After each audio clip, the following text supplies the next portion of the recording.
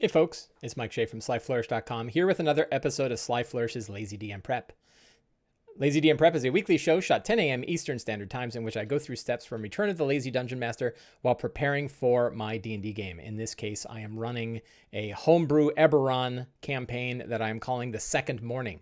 This show is brought to you by the backers of Sly Flourish on Patreon. If you go to patreon.com/SlyFlourish, you too can help keep shows like this going and keep the website going and keep the servers going and the email lists and all other kinds of things. The little odds and ends that it takes to keep Sly Flourish going. For those of you who are a patron of Sly Flourish, thank you very much for your support. As a patron, you get access to a monthly newsletter. The last one just went out, I think, a few days ago, about 3 days ago. You get access to a bunch of little odds and ends. You get access to a dedicated Discord channel. You get access to my campaign notebooks that I'm keeping in Notion. And you get access to an exclusive adventure called Regnum Ratus, The Rats in the Cellar, a level 1 to 5 adventure set underneath a strange inn and the caves that exist underneath. So that is an exclusive adventure just for supporters of Sly Flourish on Patreon. Let's see. So, yes, I mentioned that I'm running an Eberron game. Oh, yeah, the Kickstarter. So we just finished last Wednesday the Kickstarter for Fantastic Lairs. Let's see if I can bring something up here. So though the Kickstarter is over, for those of you who backed the Kickstarter, thank you very much. Your support helped considerably. Scott and James and I are hard at work putting together this book. I was just working on the 20th level lair, which is an ancient gold dragon archmage that's been possessed by a demon. And I actually ran it. I did a play test. Boy, talk about a mess. I did a very Snark Knight says, Jesus. Yes. So here's the funny thing. I ran it. I took an ancient gold dragon. I gave it a bunch of spells. I gave it a bunch of other abilities. And I haven't even finished the lair yet, but a friend of mine, his kids are just learning how to play D&D. This is kind of a funny story. So my friend's kids are just learning how to play D&D. They're young. I think one's probably a young teen, 12. It's like, between like 7 and 12, right? Young kids, right at that D&D age. And the oldest of them started getting into D&D and started with pre-gen characters that they downloaded off the internet for 5th edition, but they were playing with the rule books for 3rd edition, including the monsters from 3rd edition.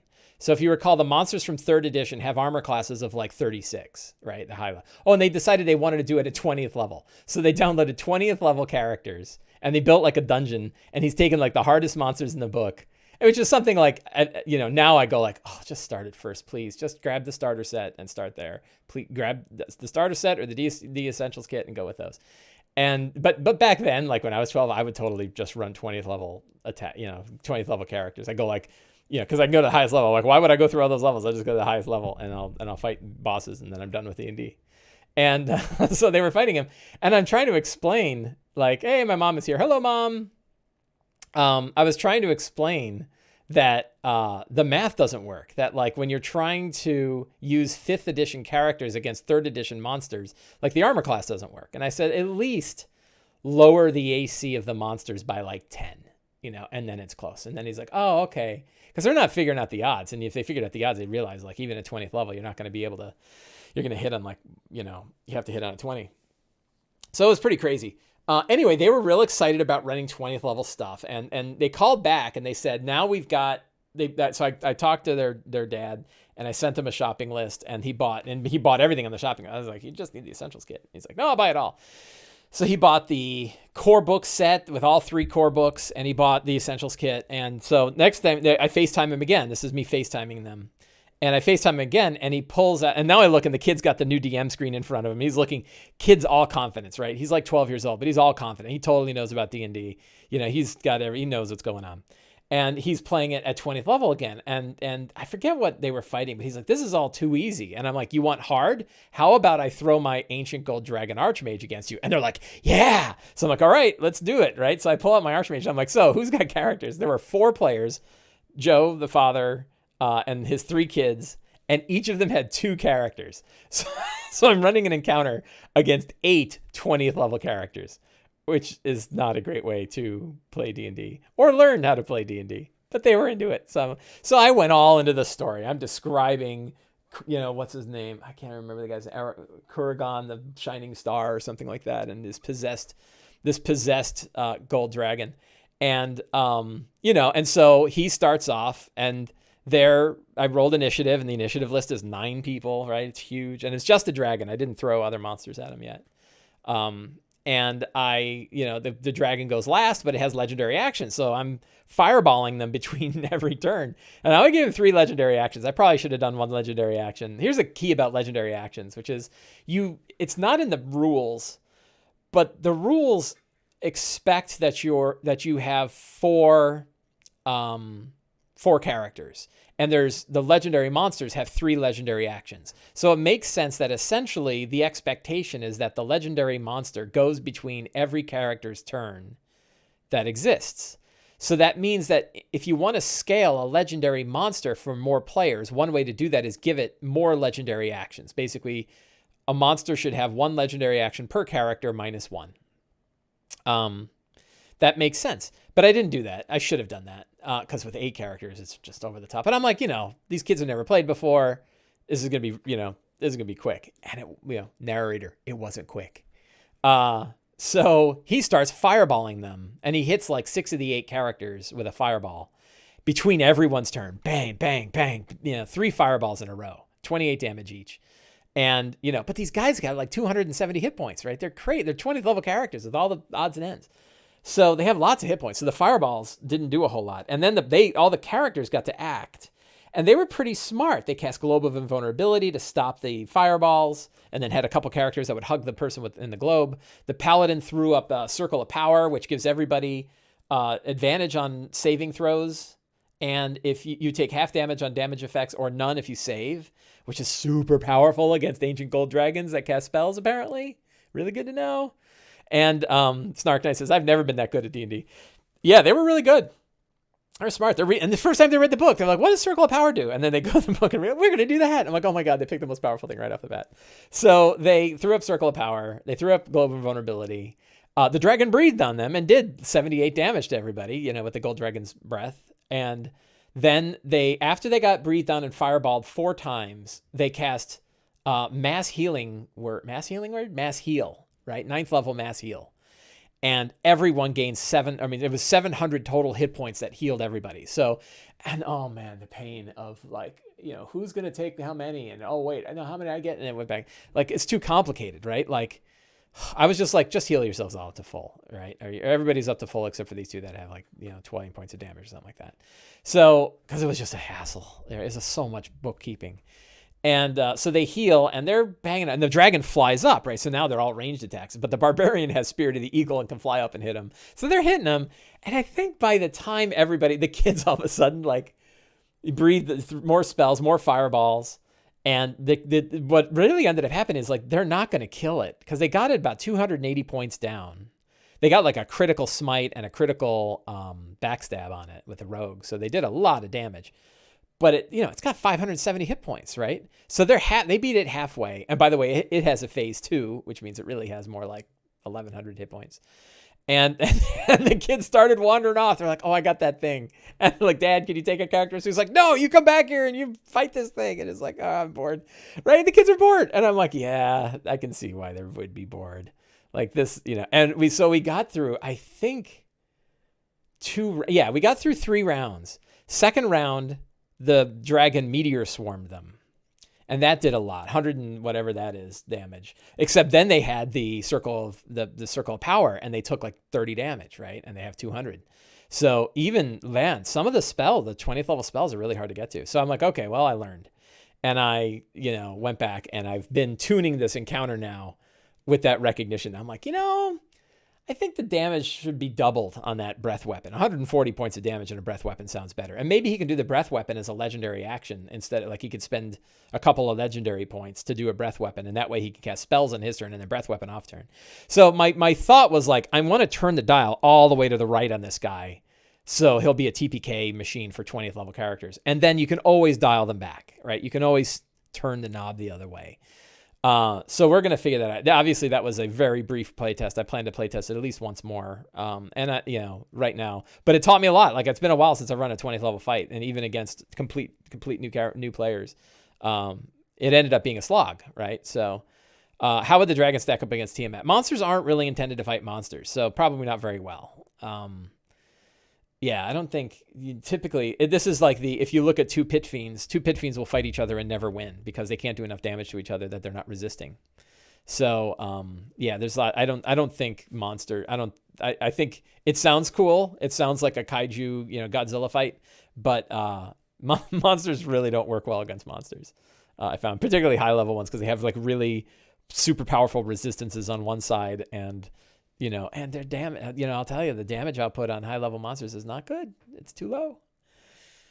It really is. It needs to be like double. It needs to be about double what it is. That's why going to 140, imagine a 140 point breath weapon at 20th level. Like, now you're serious, right? Like, now we're talking. I had to Tiamat last Sunday and I wanted to just give up. Tiamat can be really hard. The key to Tiamat, I think I gave this cheat code before. So Tiamat breathes on her turn on legendary actions. If she holds her legendary actions until right before she goes, she can breathe once with a cold breath, which does a lot. She can then breathe on the very next turn with a fire breath that does a lot. That will maybe drop a couple of characters, but you'll see. Then anyone who's still standing after that, she can go up and claw bite on them. And then if they drop, then she casts Divine Word as a bonus action. And as a bonus action, Divine Word will take anyone that's at 0 and kill them. So it can immediately wipe out a bunch of characters depending on how the saving throws go. And if she does that on round 1 before all the spells go up and before all the defenses go up, that can work really well. Boy, this is a long way of saying the Fantastic Lairs Kickstarter went well. We're enjoying putting them together. We have a whole plan for playtests and everything else. If you missed the Kickstarter, there is this very poorly worded FL newsletter and book release sign up. This is a mail list. You can put your email on this, and we will be emailing people when it becomes available for sale. So there isn't a pre-order for it, but there is a way to get a notification when it comes out. So that can definitely be a way to do it. So thank you all for those of you who backed Fantastic Lairs. I hope that little discussion about fighting 20th level characters was fun. That was pretty crazy. So, Eberron. Boy, fun things happening in my Eberron game. So let's take a quick look. If you want to follow along with these notes, you can do so. Can I share here? Copy link. I will paste the link into the Twitch chat for you. And the link is also down in the show notes if you're watching on YouTube, if this is later, tell me how the future is. And you can follow along in the Notion notebook. So this is all my notes now. I'm currently keeping them all in Notion. Notion is like a OneNote style digital notebook. And you can do a whole lot with it. I've talked about it in previous episodes, so if you are curious more about Notion... Oh, in fact, Monday, tomorrow morning, I have an article on Sly Flourish coming up about using Notion, and it talks all about this. So you can also use the Lazy Campaign template, which is a described... I'll link to this one too. Copy link. I will paste that there. And also, that is also in the show notes and also in Twitch chat. So if you want to make your own notebook, this one has like sort of a self-instructed Lazy Campaign template. You duplicate this notebook in your own account, and then you can fill it out. You can customize it for your own, keep the template off to the side that you customized, and then duplicate it to use for your own campaign. It's a real handy tool. People have been using it, and they seem to like it. And I'm always working on it. So in my Notion notebook, we go to Old Adventures, and in Old Adventures, I have my... Oh, look, that one's renamed. That one's named improperly. My OCD is kicking in. So last Sunday, June 7th, is that right? That's not right. It was July, right? June 28th, right? So in the last session, they started, so we started them off right at the beginning. I gotta close my door so my wife doesn't hear. Because spoilers. They went to, they are in the City of the Dead, about to go into a tomb of House Civis that they are pretty confident, they know, is being used by the Emerald Claw as a base of operations. But the strong start was that part of the Lower Dura district collapsed in a battle. And if you recall, in my last show, I rolled a die to see like, hey, there's going to be a fight. It's going to be happening off screen, and someone's going to win. And it turned out that so this was between the Dask and Leto Skal, who's sort of the main antagonist in this. And the Dask had sent an agent named Triss, who's a very she's like the right hand of the leader of the Dask, a woman named Cavella. And she had a bunch of invisible stalker bodyguards, but she was being attacked by a Lamia and a whole bunch of Jackawares. And so there was this huge street fight that included a troll riding a bullet that burrowed up through the floor or through the street. And that's what collapsed part of the street. So the characters are sitting there and they hear this. And I thought I was pretty good. I thought it was a pretty good description because it was like they see the smoke. One of the characters just looks off and sees the smoke of something happen. And then all of a sudden there's this rumble that comes later as like the speed difference between seeing it and hearing it occurs. And they see like spell effects going off like fireworks, right? Fireworks blowing up. And they're like, oh man, there's like a big battle going over there. And they're like, oh man, that's happening in Lower Dura. They're like, was that us? And it was really kind of fun because one of the characters took out Lack. Lack is this sentient crystal ball that's made from the Dreaming Dark, made from Dalcor, and has a sentience to it. And Lack likes to show them things that are distressing, right? It's kind of a nasty magical item, but it's powerful. It has truth seeing, and it has and it can see it can scry on people. So it's really good, except it always shows you things that it likes to torment you with. So they look at the crystal ball, and then his mind kind of falls into it, and he sees all these dead Jackawares, and then he sees these dead invisible stalkers who are now visible, these weird like purple skinned tentacled horrors that are lying about all kind of broken, and there's Jackawares are torn apart, and they see Triss, and they're like, oh man, Triss is dead. And then like, oh man, Triss's satchel is gone. Leto Skal got the book. Oh man, right? And so off screen, they saw this whole event of Leto Skal's attack, Valentine Flameheart's attack. Valentine is a Lamia who has a bunch of Jackaware agents that work for her, and they went and they got the book. And so now they know, oh man, they got the book, and they're like, should we leave? Like we might. And they're like, I think it's gone. Like I don't think we're not going to be able to get back there. It's going to take us hours to get back. What are we going to do? And they're like, we need to stay the course and clear out the Emerald Claw. And then they went into the Emerald Claw. They went into the place, and they were fighting Emerald Claw agents. And they were fighting like ghoul spies, which I think is a lot of fun. I like my ghoul spies. At one point, they used Shatter or Thunderwave, so everyone in the place suddenly knows that they're there. And so then there's this rumble, and like I think it was like 30 skeletons came running in from different angles. So they're trapped in this hallway with skeletons one way and skeletons the other. And the skeletons are firing bows. And they're like, he throws a fireball and it blows up like a whole set of skeletons all at once. And, so it's a nice, big, fun horde fight. Like here's, great fun fight to blast a bunch of monsters all at once. And then they're making their way around. And I think did they fight something else? They fought a bunch of Emerald Claw necromancers. And now they're making their way into the main vault. So that's where we're starting today, is like they're just kind of getting close to the end of this dungeon. I expect to have probably a couple of encounters. So using the notebook in order to have a new session, I go to this session planning template right here, and I click here and I say duplicate, and it creates a copy of my session planning template. I stick it all the way at the top, and I go in. And we change the title of it to, it is 5 July 2020, Sunday D&D. And we have our new 8-step, our new 8-step thing here. Down in here, I can go to I don't need these guys. So I've got my marching order for the characters and the scratch pad. I like the scratch pad. It's handy. Whoops.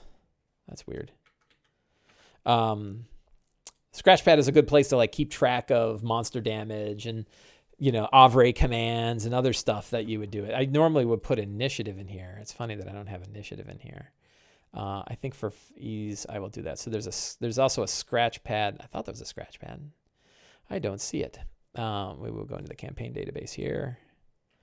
And we will look for, there it is, initiative. Is this the right one? That's the initiative for Wednesday. Where is it? Initiative for Sunday. Here we go. So I will grab this. And we'll go back to Eberron. And we go to the new thing. And in the scratch pad, we paste, let's see. Oh, I guess it kept the markdown. Oh, what a hassle.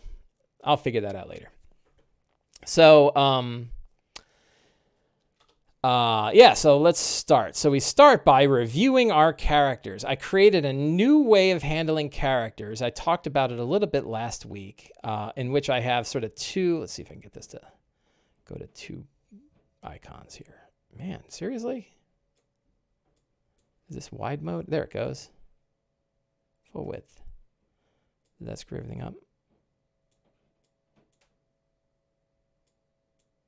I'm trying to get it to, there we go. Okay.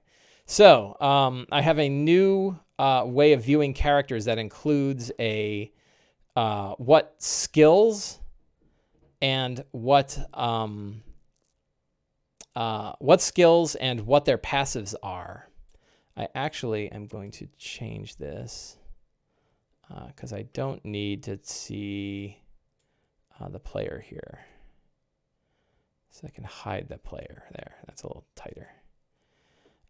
You can make the oh, you're right. I can't make the tile smaller. Thank you. Where is that? Is that properties?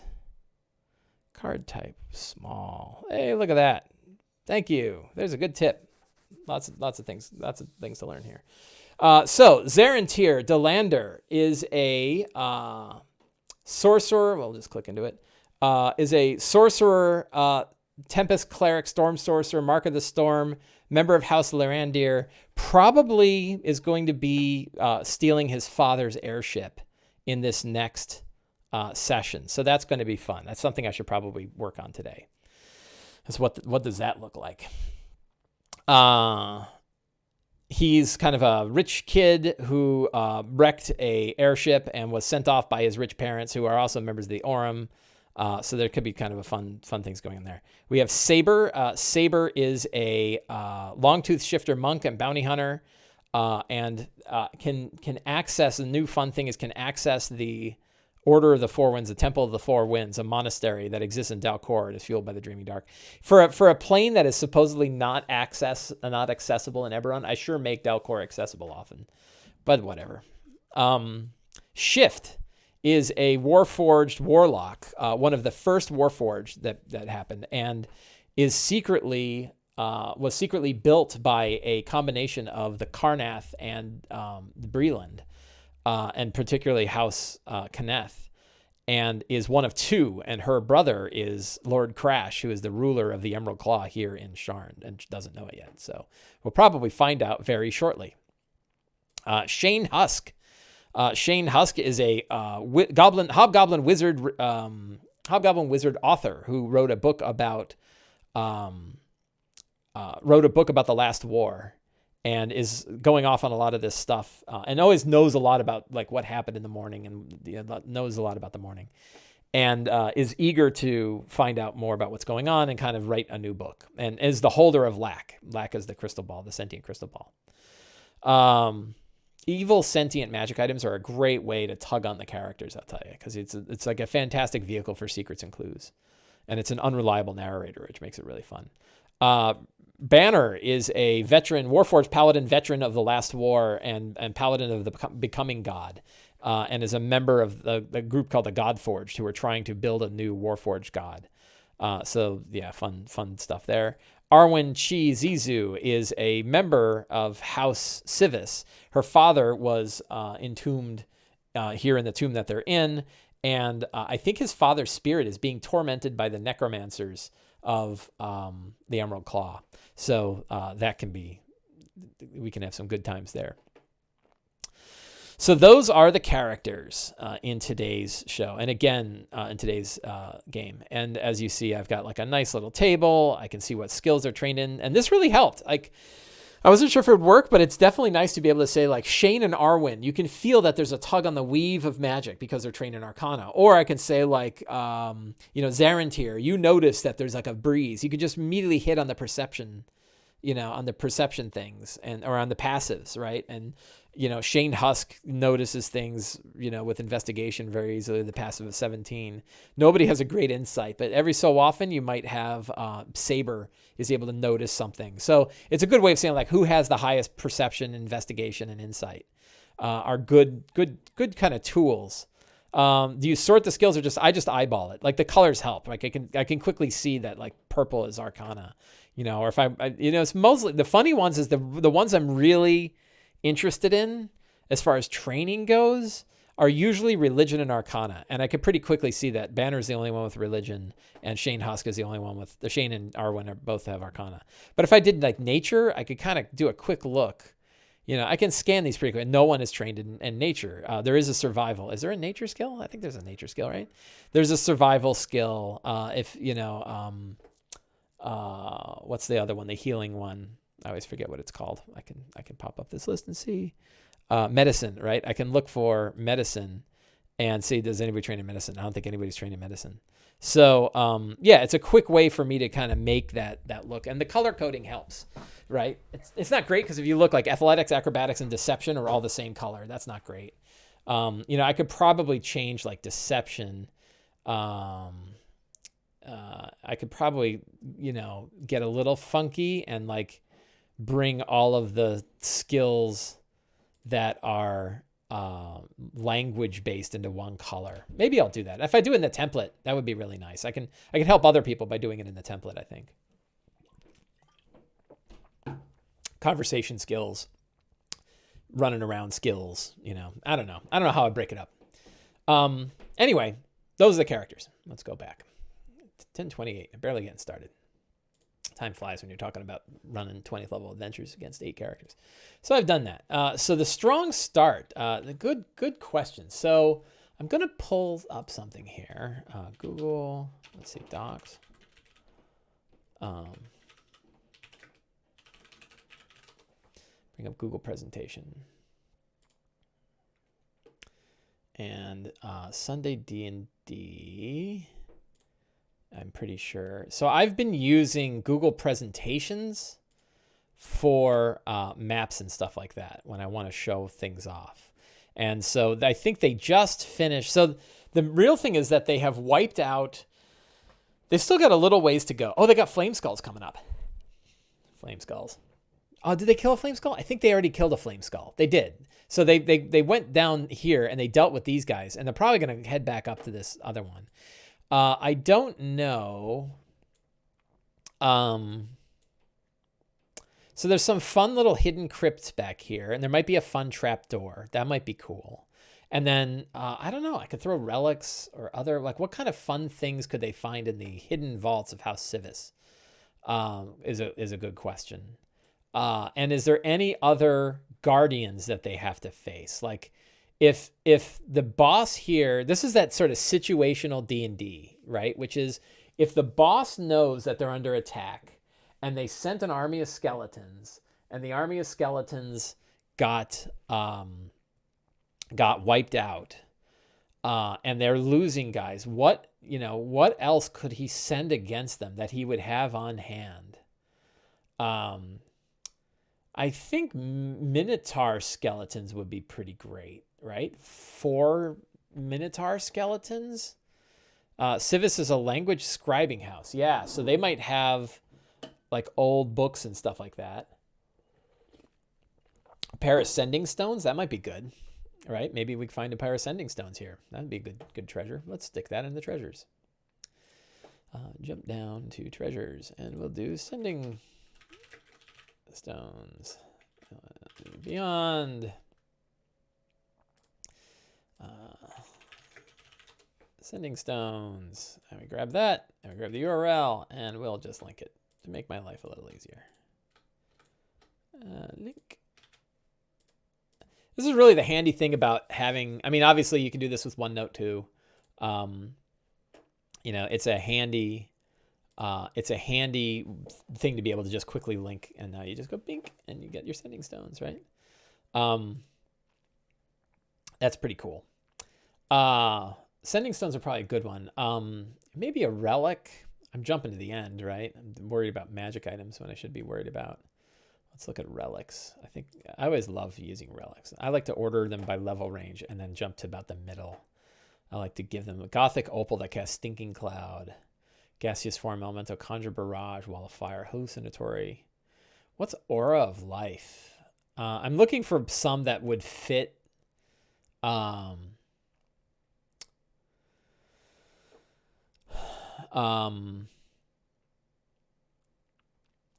Cool Arcane Forked Rod that casts Mordenkainen's Private Sanctum. That sounds pretty good. That sounds powerful too.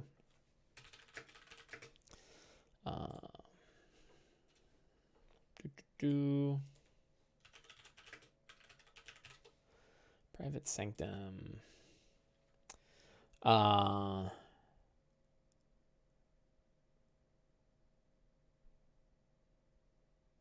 Pretty cool.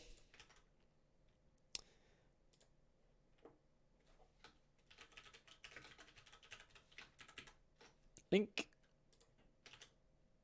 So now I have a kind of a fun relic, and then a bunch of treasure, right? There'll be probably a stash of, you know, jewels and art. I like Donjon for my treasure. I know I jumped straight to treasure.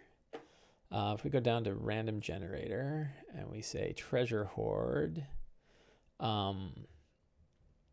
yeah, this is all good stuff. Look at this, expensive, right? Good stuff, really, really expensive. They'll like it. Good, expensive treasure. Lots of stuff.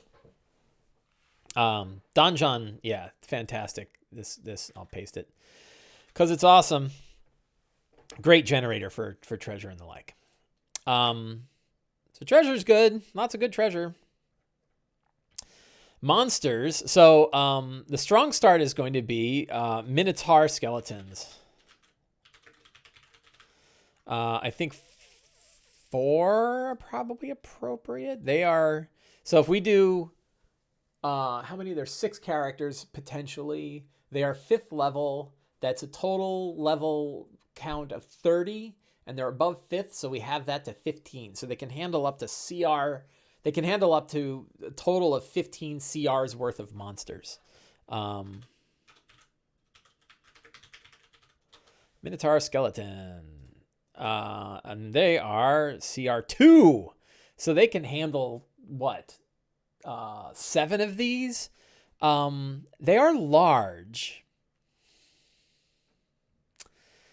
I think they fought a giant skeleton. Let's go to the giant.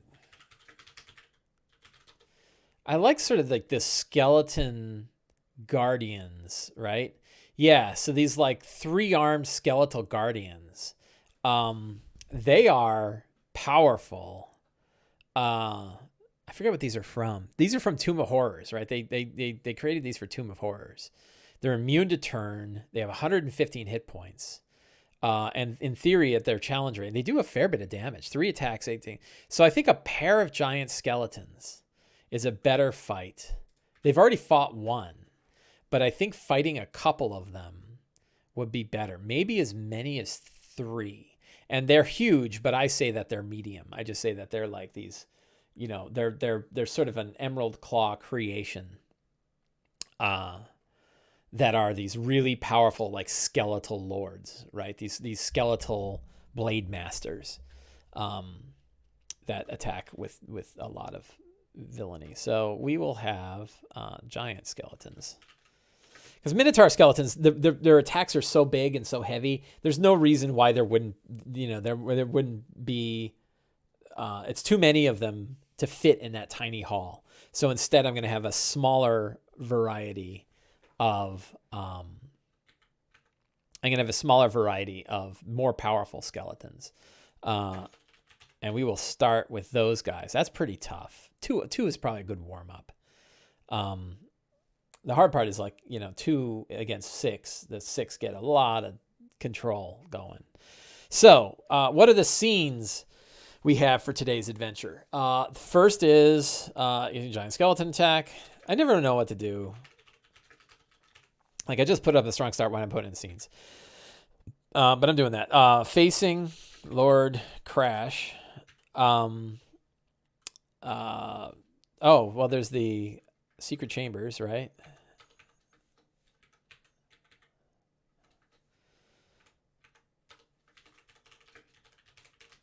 Those are the eastern secret tombs, right? Facing Lord Crash, and then Cheese Father, the spirit of Cheese Father, and then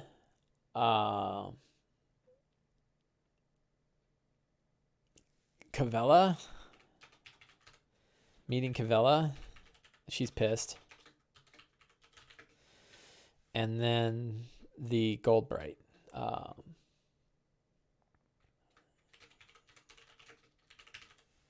That's a lot of scenes that will probably not all happen today, but it's kind of the general outline. So my thought is that in this dungeon, the 4 scenes that occur in this dungeon are they get attacked by some giant skeletons right off the bat, which are actually like skeletal guardians. They will probably go investigate the secret tombs. They may do that after meeting Lord Crash. So that I don't know when that'll take place, but they'll figure out the tombs are there, and then they can decide if they want to get into them or not. And it'd be kind of a fun, interesting, thing to kind of figure out. They're going to face Lord Crash. Lord Crash is currently torturing the spirit of Cheese Father to find out the word that can teach him where Claw Rift is. He also has a football-sized Eberron crystal that's worth quite a bit and is very powerful. He was going to use it to blow up a building, but he can't do it now. And then also Lord Crash. So he's using that. Then after they've finished that, they will leave the tomb and return back to Dura. And then Cavella's going to get a hold of them. The question is, where are they? Would Cavella meet them at their place? Would she send someone? Does she have another right hand? I think she's, I think they were the ones that saw a veiled figure, like a spellcaster type, who showed up, and I don't know. Maybe Cavella just shows up, right? She's like, so Cavella's an Oni, so she can kind of show up anywhere.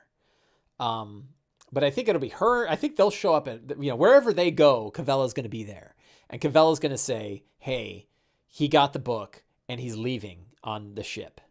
By the way, Twitch friends, so Lido Skal has a huge black airship that's like a stealth ship, right? It's like a black stealth airship. What would be a cool name for his ship? I need a cool name for a, like the Firefox, like a stealth, kind of a cool name for a stealth ship. But he's getting on board and he's taken off. And the Night Sky, that's pretty good. I like that. All right, let me grab that. The Phantom Marauder. Nighthawk. That's not bad either. I kind of dig Night Sky. The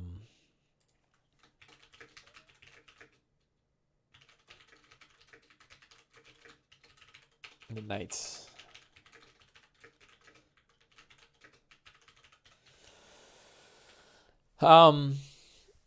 Yeah, so they'll meet with her and she'll say, hey, he's leaving on the Night Sky, the Black Razor. That's not bad. Death's Eclipse. That's pretty good. Those are some good names. Evil John. Hey, Evil John. So Dark Sister. So he's leaving. He's got the book. He's got the Tome of Colseer. He's got the shard, and he's going to go try to find Claw Rift. and he's gonna disappear. Now the characters can try to chase him down. I figure you got to have at least one good airship fight. That's like an Eberron staple. And so I think they're going to go after the airship. Now it's possible he will get away anyway and they'll lose. It's also possible they will defeat him on the way and prevent him from leaving. So I'm good either way, right? Like this is kind of here's a D&D tip for you. Like, if they win, I'm good. If they lose, I'm good, right? That this is a front and the front is moving forward. This is one of the main villains. The main villain is moving forward, but he's not the only villain. And if they stop him, that's great. If they don't stop him, that's okay too. So I don't know what's going to happen. It's mostly about setting up the situation of the battles in the airships and what they're going to have to do to stop it. And the party are, slick. The characters are slick and they will find a way to do something. They will probably defeat him, but it's possible he could, in Oni form, just fly out the door, turn invisible, fly out, and then halo jump out of it with the book and then disappear off into the Mournland. Right. And he's got the book, but they've got his shard and they've got his ship. And then, they recover it. And then, interesting things could occur. So lots of kind of fun things to go. It's going to be sort of to me, this is sort of the midpoint of the campaign. This is like the big central chapter. This is after Indy recovered the Ark on the truck, right? That he finally chased it down. He got under the truck and he managed to take the Ark away from the Nazis. That's kind of this scene, and that's sort of the midpoint of this scene. So, let's see. Chi. What is Chi's father's name? I don't know if we have one. I will ask if he has a name. If not, I will have a name ready. And his name is, I like to go to my names here, Vesta. I'll go with Vesta. That's a cool name. Vesta has the word to unlock the Dodecahedron. I don't know how to spell Dodecahedron. I think I was really close. He hasn't given it to Lord Crash. What is Lord Crash? Lord Crash, what does he want with the word? He still has this idea that he's going to give the word. Why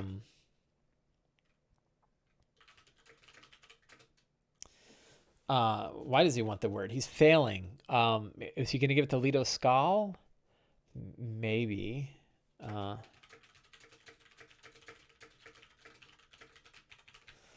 Or trade it to Leto Skal, right?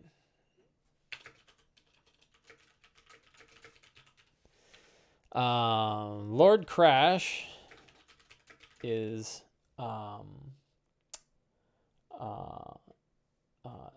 Shift's brother. He was built alongside her, but sent to Karnath during the war. He became a valued member of the EC. Lord Mother is, what's her name? The Lich. Elmaro.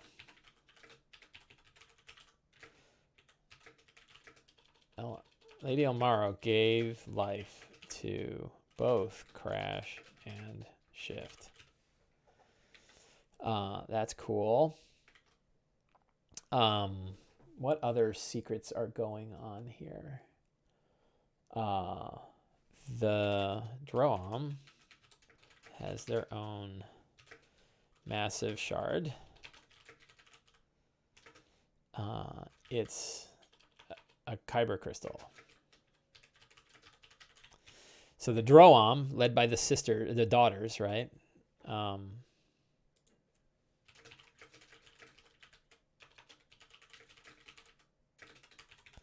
The daughters, led by the Droam, led by the daughters of Sorikal, has their own massive shard, a kyber crystal. That's what they wanted to do. Zerk says, what program are you using? I'm using Notion. Notion.so is the name. There, if you, I don't know, I guess you can't scroll up in the Twitch chat once you've left or something like that. Somebody can give you the link if you want to follow along. But yeah, Notion is what I am using. What other secrets could they discover? What secrets about the House Civis could they learn? The Dodecahedron. I'm gonna figure out how to spell Dodecahedron. There we go. Thank you, Google. Where would we be?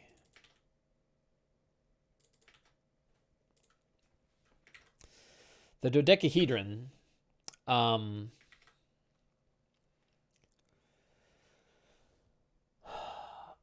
is a compass to find Claw Rift. House Civis could have literally any secret in Eberron. That's true. Claw Rift is the central tower in the, and I gotta go. Here's what I'm gonna do. I'm gonna go to Notion. I need another copy of this because I have locations, and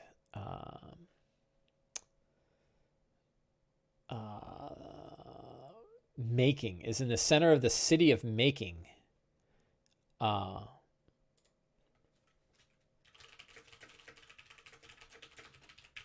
Which sits on the plane of glass, not the plane of glass. What's it called? The glass plateau.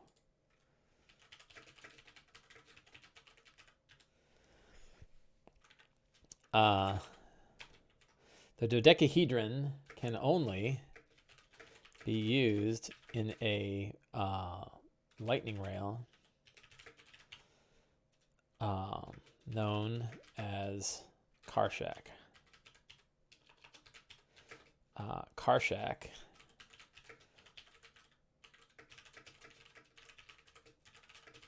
operates out of the ruined city of Metrol. Metrol. There's another city though. Eston is the city they're probably going to go to. So Metrol is the ruins, another ruined city. So I'm hitting like all the major cities. Oh, I should be linking these.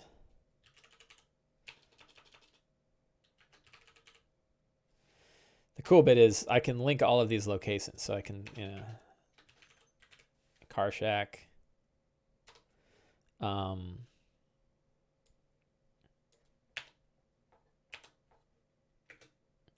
The city of Making.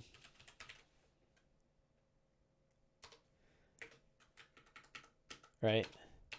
Yeah, so I learned this, that if you use the @ symbol in this and then type out the name of a card that exists in the campaign database, you can link to all this stuff. Do I have the Daughters of Sorokal? Let's find out. I do. Look at that. All this stuff, right? Lord Crash.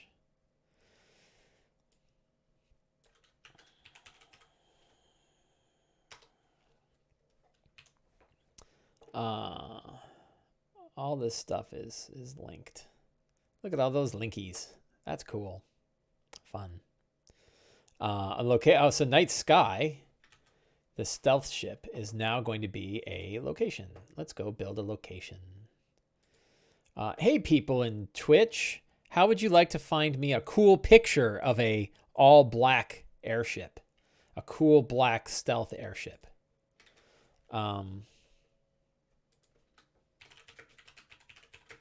Lido Skulls stealth airship contains a massive. The other thing I need is a map for this place.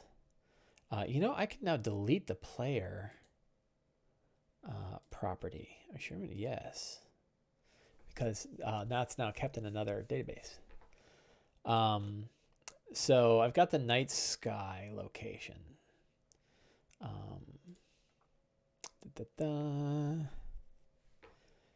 And so now I can link that. Let's see, where's night sky?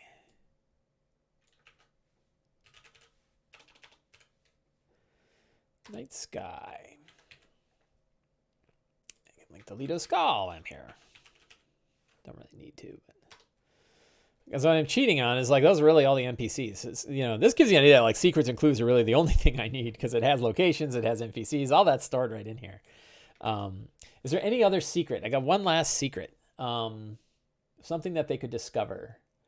How about what's his name? Who's the character? Zarentir's father.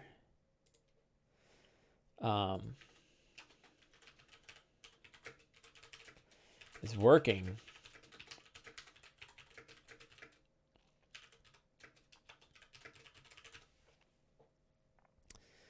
a storm ship. Keith Baker called a similar craft a storm ship. Let's see if there is one. Eberron storm ship. I guess we'll just look at an airship. D&D Airship. Let's see what we find.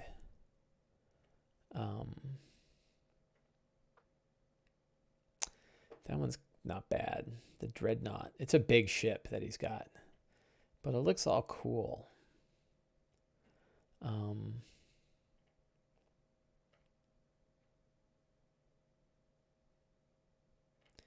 None of these totally grab me. Let's go with Eberron. I suppose I could do fantasy-ish. I mean, I guess it's kind of like a spaceship, right?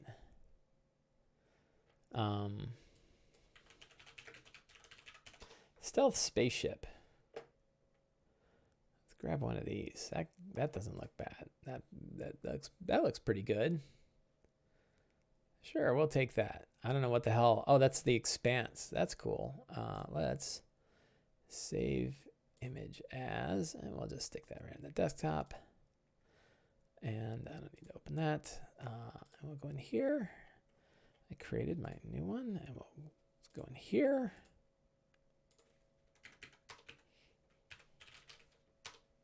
Upload. Desktop. Expanse is underrated. Is it underrated? I mean, I love that show, but it's a popular show. And we'll just tag Leave the Skull here.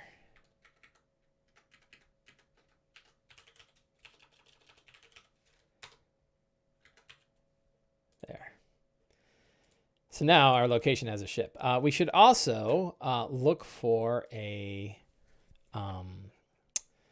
well, let's see. I guess I don't need to worry about the internal of the ship yet, although I will eventually need some airship maps for the Goldbright and for the other one. But really, let's go in here. I got my secrets. So locations, we have Tomb, what's what I called it? Tomb House Civis was the main location. But then the next one is going to be, the next major location would be the streets, right? Do I have the streets in here? So let's see what the middle there. I think this is not the right one. Yeah, that's not the right one. But there's oh,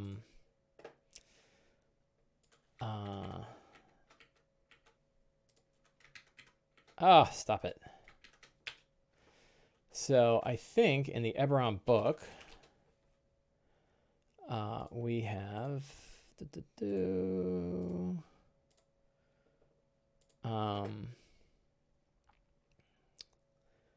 in the Eberron book, we have, let's go to Sharn.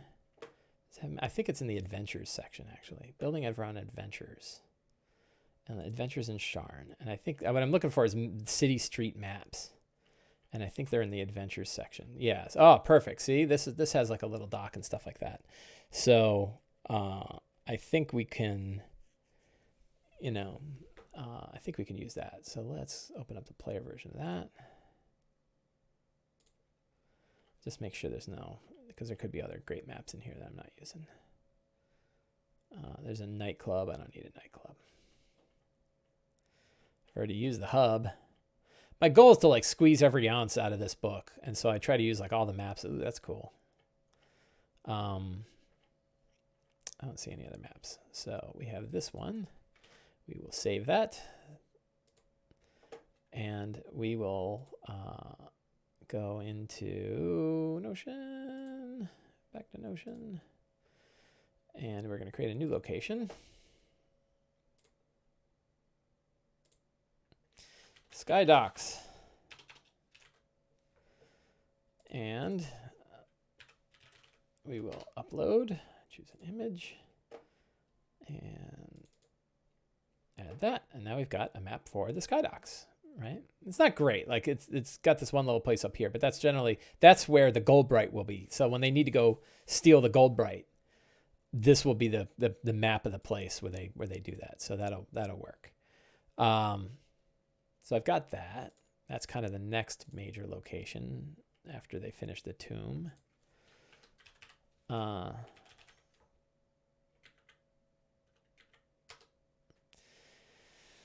So NPCs, we can review them. This doesn't ever really work very well. I need to change this. Whoa, what's going on there? So this is bulleted list. I'm not going to worry about this too much because, so I guess the only NPC I need to figure out is Zarentir's father and Cheese father. But I'm not going to be able to do that in the next 3 minutes. Monsters. Oh, we have giant skeletons. We have wights. We have a bone knight. We have a necromancer. Those are all the creatures left. We have another flame skull in case we need it. What else? So who's guarding? We have guards, right? And a veteran that are guarding the Goldbright. And then we'll have to get into like who, I think we'll do it next week because I don't think we're going to get that far. But who is guarding Leto's skull? Like who does Leto's skull? Oh, he still has Valentine, right? And she still has a handful, probably about 12 that survived. She has her troll who survived. And she has some jackal-wares.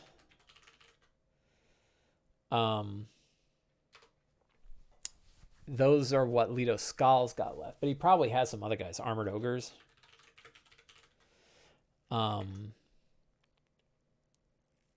Yeah, so that's like the remainder of his group. And he probably has a crew. I wonder who his crew would be on the nights, on the, what's it called? The night sky. The Goldbright and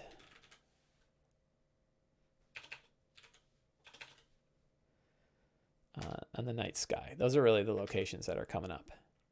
So I don't know what his crew would be. So he's an Oni.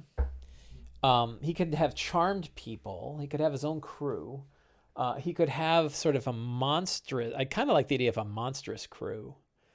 I wonder what kind of creatures would follow an Oni. But I don't think I got to worry about that yet. We'll probably worry about that next time. And I got my treasure. So really, I've got everything I need. And it's just 11 o'clock. Perfect time. So how do I feel? I always like to think about how I feel about this. And I feel like I've got a pretty good handle. I like to go a little bit beyond what I think is going to happen just to kind of have the next phase. I think that will occur. I think we got some fun situations. Like we have the situation here in the tomb, which is more of like a dungeon crawl, right? And that's fine. Then they meet with Cavella and she tells them. And then the situation is we got to steal the Goldbright. And then the next situation is we got to chase down Leto's skull. Now they could choose to if they let it go, if they dally too long,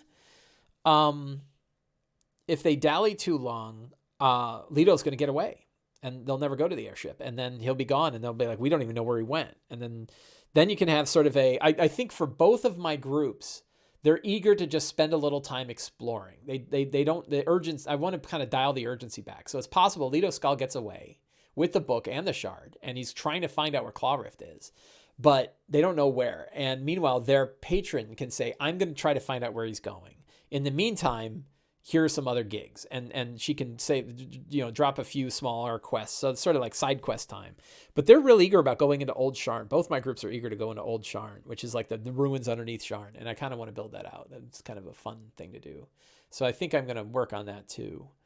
So we'll see how it goes. A lot of this is you kind of put the big blocks in place and build the situations and use the tools we've got and let the game go. And then we see where it goes. So we will figure it out. I think that is it for today. I want to thank everybody for hanging out here in Twitch.